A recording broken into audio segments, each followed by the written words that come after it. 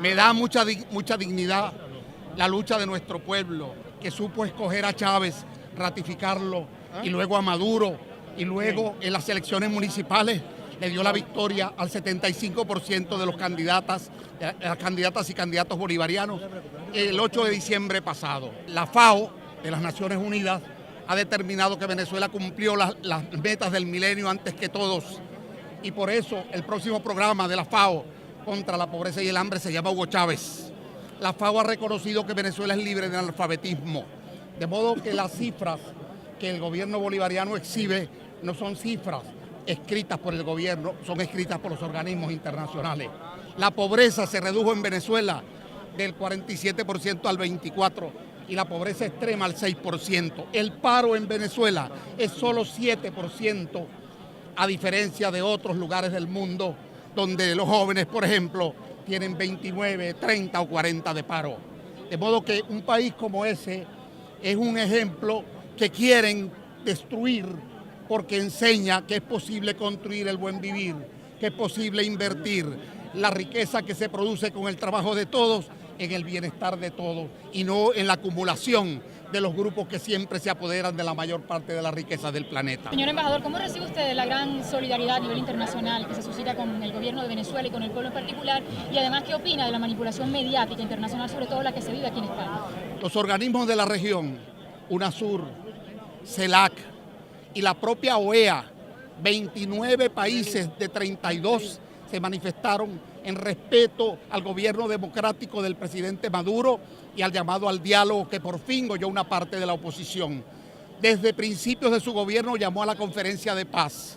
A ella han acudido empresarios, políticos racionales, y ayer por fin a la jornada de diálogo asistió una oposición que no termina de deslindarse de la violencia, pero ha tenido que reconocer que el camino es el diálogo, porque esa violencia disociada solamente podía conducir a la dispersión de la propia oposición. El liderazgo de la oposición se dividió porque no tenía proyecto más allá de un intento desesperado de arrebatar el poder por una vía inconstitucional.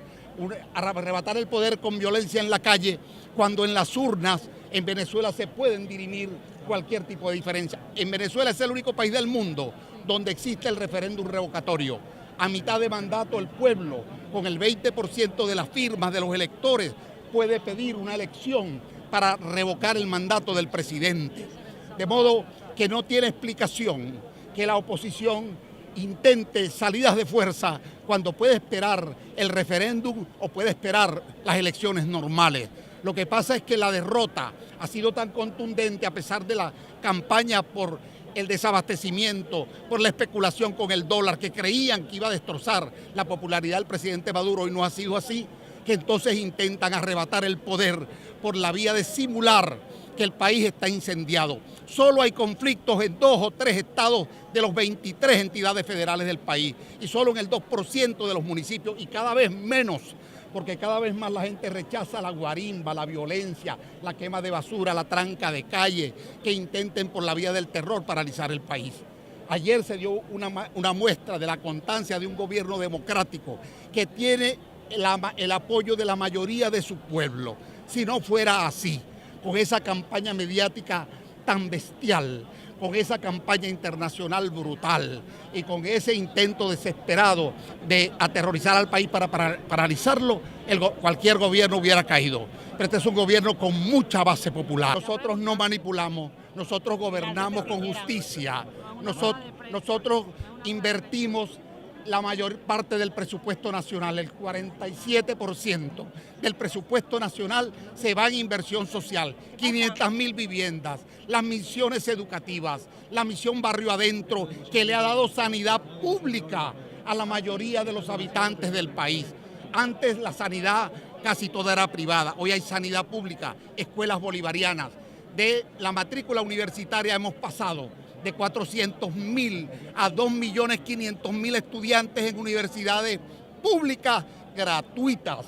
Eso nos sitúa como el país de América Latina con mayor matrícula estudiantil en relación a la población, que son 28 millones de habitantes. Muchos de esos medios pertenecen a corporaciones internacionales. Tal es el caso del Grupo Prisa, que controla periódicos en España y fuera del país. Y son voceros, son instrumentos de esas corporaciones para atacar a gobiernos democráticos que no sirven a sus intereses comerciales. Ese es el fondo del problema. Desde el año 2002, que pedían la muerte de Chávez, la caída del sistema, los mismos periódicos siguen saliendo y en sus primeras páginas siguen publicando cosas contra el gobierno. No han dejado de salir ningún día los mismos periódicos que atacaban a Chávez en el 2002 y que hoy atacan a Maduro. Hay libertad de expresión, hay libertad en Venezuela. Venezuela no es ingobernable, no es ningún desastre. Es un país que tiene una deuda pública externa que solo ocupa el 18% del Producto Interno Bruto. Ya quisieran muchos países tener esa capacidad para poder, por ejemplo, contraer deuda si es necesario para industrializar, para seguir financiando el desarrollo y la capacitación. ¿Qué necesitamos para superar nuestros problemas? Porque todos tenemos problemas. En España hay problemas, en Estados Unidos hay problemas, en Venezuela también hay problemas. Cooperación. Los países con más desarrollo, con más potencial educativo, convenios con nosotros para formar a la gente. Nosotros ponemos la energía al servicio de los países que necesitan desarrollo, como lo hacemos con Petrocaribe.